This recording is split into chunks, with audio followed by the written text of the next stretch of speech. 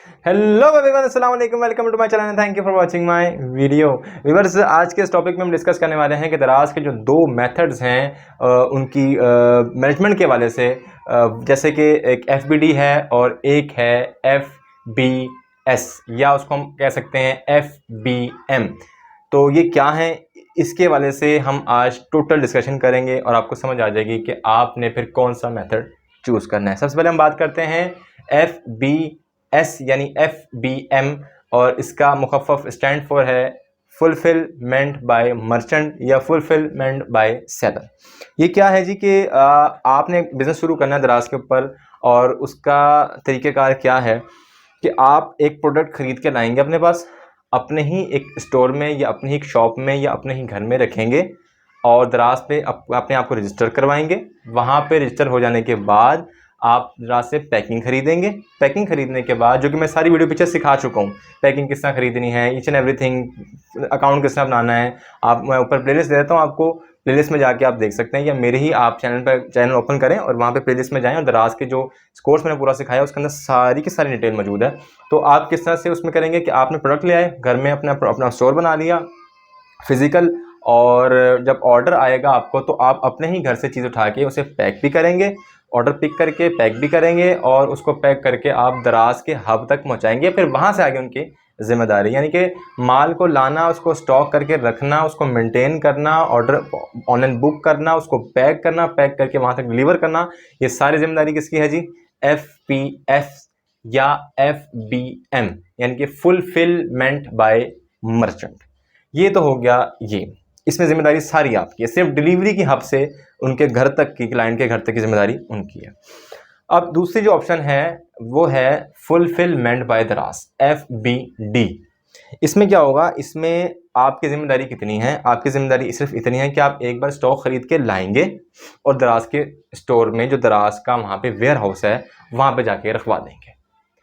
अब जब आपको ऑर्डर आएगा तो आप ऑर्डर ऑनलाइन खुद अपने मोबाइल से बुक तो करेंगे, सिस्टम या मोबाइल से बुक तो करेंगे, लेकिन पैक करना जिम्मेदारी उनकी होगी। पैक करके हब तक पहुंचाना और हब से आगे या वहां से डायरेक्ट कस्टमर तक पहुंचाना जिम्मेदारी उनकी है। आप कहीं पे भी बैठे हुए अपना ऑर्डर जस्ट मोबाइल पे बुक करेंगे, पैसे आपके अकाउंट में आ जाएंगे।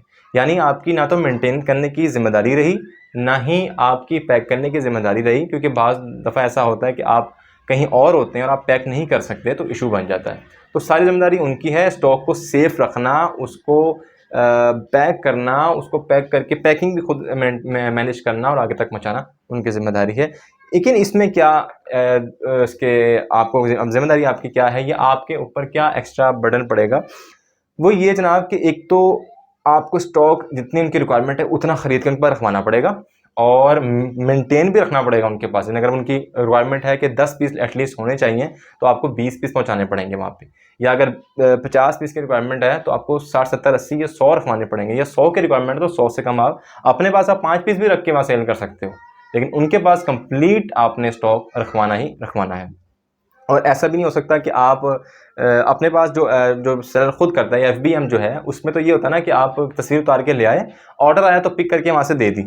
इसमें ऐसा नहीं होगा। FBD में एक सहूलत तो है कि आपको पैक नहीं करना पड़ेगा, स्टॉक मेंटेन नहीं करना पड़ेगा, वो सहूलत तो है, लेकिन साथ ये भी है कि आपको स्टॉक वहाँ मेंटेन करना पड़ेगा। तो FBD वही मैनेज कर सकता है कि जो इन्वेस्टमेंट रखता है।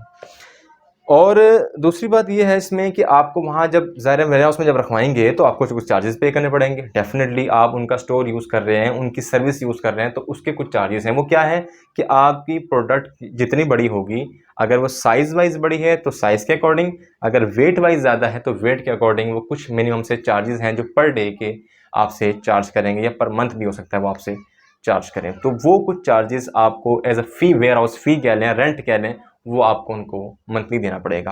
अब जो एस है, जो या FBM है, फुलफिलमेंट बाय मर्चेंट है, उसके अंदर पोर्टल सारा आपके पास है। आप अपनी मर्जी से सब कुछ सेट कर सकते हैं, कंपेन वगैरह सारा कुछ दे सकते हैं, स्टॉक अपडेट अब लेस और प्लस कर सकते हैं,